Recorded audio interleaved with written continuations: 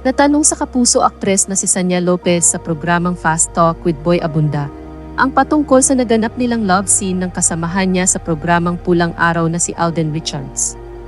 Tanong ni Boy ay kung gaano ba ka-hot ang naganap na love scene. Natatawang sagot ni Sanya ay parang sobrang hot raw ang kanilang naging eksena. Dagdag pa niya ay 2 beses raw kinunan ang eksena at yung una ay nakadamit pa sila at yung pangalawa ay nag-topless na pero mayroon namang cover.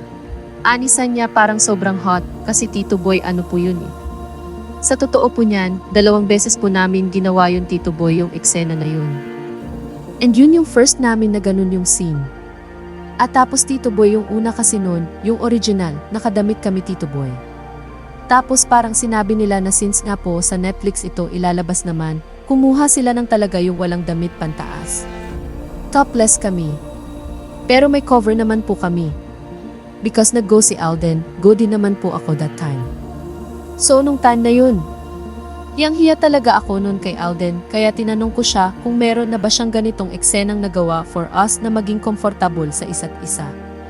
Kasi medyo nakakakaba talaga yun, ang lamig talaga dun, hanggang ngayon nilalamig kamay ko Tito Boy. Ganun siya ka-intense pero in fairness to Alden, iningatan niya rin naman ako.